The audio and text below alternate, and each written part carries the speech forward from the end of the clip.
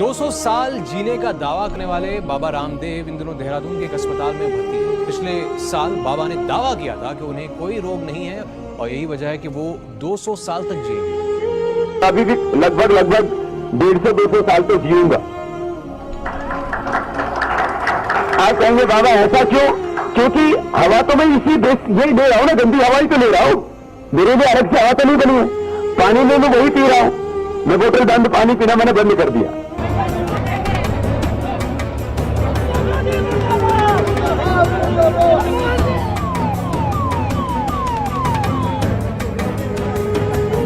योग और आयुर्वेद से देश और दुनिया के लाखों लोगों की बीमारियों को ठीक करने का दावा करने वाले बाबा रामदेव खुद अस्पताल में भर्ती हैं। लोगों को आश्चर्य हो रहा है कि 200 साल जीने का दावा करने वाले बाबा रामदेव के गुब्बारे की हवा अचानक कैसे निकल गई। कुछ ही दिन भूखे रहने पर एक योगी का शरीर इस तरह कैसे खराब हो सकता है। करीब 1 साल पहले लोगों को संबोधित करते हुए बाबा ने 150 से 200 साल तक जीने की बात कह डाली थी। अभी भी लगभग 150-200 साल तो जीऊंगा। आप कहेंगे बाबा ऐसा क्यों? क्योंकि हवा तो मैं इसी यही ले रहा हूँ ना, गंदी हवा ही तो ले रहा हूँ। मेरे लिए अलग से हवा तो नहीं बनी है। पानी ले लो वही पी रहा हूँ। मैं बोतल बंद पानी पीना मैंने बंद कर दिया। स्टार न्यूज को दिए एक इंटरव्यू में भी बाबा रामदेव ने कहा था कि उन्हें जब कोई बीमारी है ही नहीं तो फिर वो मरेंगे कैसे। रोगों से कोई खतरा नहीं, ब्लड प्रेशर मुझे है नहीं, शुगर मुझे है नहीं, कोलेस्ट्रॉल मेरा बढ़ा हुआ है नहीं, ब्रेन हेमरेज मुझे होगा नहीं, हार्ट अटैक मुझे होगा नहीं, लीवर किडनी मेरे फेल होंगे नहीं, कैंसर मुझे होगा नहीं। तो मैं आपसे पूछता हूँ मरूंगा कैसे? ऐनमा तकूनु युदरिकुमुल मौत, तुम कहीं भी चले जाओ मौत तुम्हारा पीछा खुद करती है। मौत तो पीछे भागती है। हम बचपन में एक वाकया सुना करते थे। अब उस वाकये की सनद की तहकीक नहीं है, हो सकता है गलत वाकया हो, लेकिन बाज़ वाकयात ऐसे होते हैं कि सही या गलत होना इतना इंपॉर्टेंट नहीं है, उससे जो सबक मिलता है वो सबक बहरहाल सही होता है। तो उसमें ये बयान करने में, ये बता के मुस्तनद नहीं है, ये बता के बयान करने में कोई हरज नहीं है। कहते हैं कि सुलेमान अलैहिस्सलातु वस्सलाम के दौर में उनके दरबार में एक बंदा बैठा हुआ था। तो सुलेमान अलैहिस्सलाम ने के दरबार में एक शख्स आया और उस आदमी को घूर घूर के देखने लगा। वो जो बंदा घूर के देख रहा था वो हकीकत में फरिश्ता था, मलकुल मौत, मौत का फरिश्ता जो इंसानी शक्ल में आया था। घूर घूर के देख के चला गया वो। तो इस शख्स ने सुलेमान अलैहिस्सलाम से पूछा कि ये आदमी कौन था जो मुझे घूर घूर के देख रहा था। सुलेमान अलैहिस्सलाम ने उस बंदे को बुलाया, भाई क्यों घूर रहे थे? उस बंदे ने कहा मैं उन्होंने कहा ये मलकुल मौत है, मौत का फरिश्ता है। वो आदमी डर गया कि मौत का फरिश्ता मुझे घूर घूर के देख रहा है, इसका मतलब टाइम पूरा हो गया।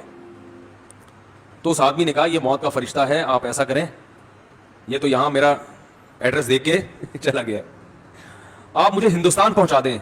हवाएं हजरत सुलेमान अलैहिस्सलाम के ताबी थी ना, तो हवा में तख्त उड़ाया, चल भाई, जैसे आजकल जहाज चल रहे हैं ना ऐसे सुलेमान अलैहिस्सलाम के तख्त हवाओं में तैरते थे। तो सुलेमान अलैहिस्सलाम ने कहा अच्छा भाई पहुंचा देते हैं। उनको पता था कि जो मौत का वक्त है वो टल नहीं सकता। हवा को हुक्म दिया, भाई उठा के ले गई। पीआईए में बिठाते तो पहले ही सही है। तो शुक्र है सुलेमान अलैहिस्सलाम के दौर में पीआईए नहीं था, अगर बिठा देते तो वो वहां पहुंचने से पहले ही उसका काम होने का खतरा था।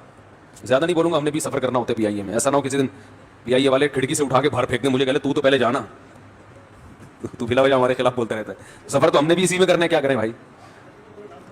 नहीं, पूरा जहाज नहीं कर सकते। अच्छा कह रहे मेरे चक्कर में पूरे जहाज ही को ना उड़ा देंगे। तो सुलेमान अलैहिस्सलाम ने उसको उठा के कहां पहुंचा दिया? हिंदुस्तान। इत्तलाई के हिंदुस्तान में उसका इन्ना लिल्लाह हो गया, इंतकाल हो गया है। तो सुलेमान अलैहिस्सलाम ने मौत के फरिश्ते से पूछा कि भाई तू इसको इतना घूर के क्यों देख रहा था? ये तो डर गया बेचारा। उन्होंने कहा मैं इसको घूर के इसलिए देख रहा था कि अल्लाह ने मुझे ये कहा था कि कल इतने बज के इतने मिनट पे हिंदुस्तान में फलां जगह पे एक बंदा होगा इस नाम का, उसकी रूह कब्ज करनी है। मैं हैरान था कि कल वहां इसको मौत देनी है और ये आज यहां बैठा हुआ क्या कर रहा है? ये तो तेज रफ्तार घोड़े पे भी जाएगा तो कल तक हिंदुस्तान नहीं पहुंच सकता, जितनी भी स्पीड में जाइए। तो मैं हैरान इस पर हो रहा था कि अल्लाह ने हुक्म तो दे दिया लेकिन समझ में आने वाला हुक्म नहीं है, ये कैसे पहुंचेगा? तो जब मैं कल मैं गया अगले दिन वहां, तो वो उसी मकाम पे मौजूद था।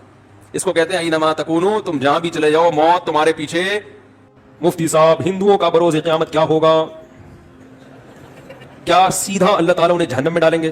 कुरान में अल्लाह ने कह दिया है कि मुशरिक की मग़फ़िरत नहीं है, अपने हाथों से बनाए हुए बुतों की तुम पूजा करते हो।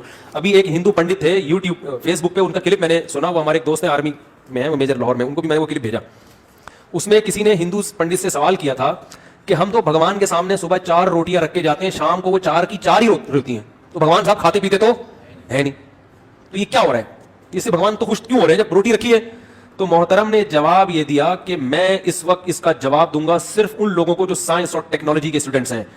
तो मैंने जब ये सुना, मैंने कहा यार ये कोई बड़ा ही खानदानी जवाब मार्केट में आ रहा है, क्योंकि ये साइंसदानों ही की समझ में आएगा, हम जैसे देसी लोगों की समझ में नहीं आएगा।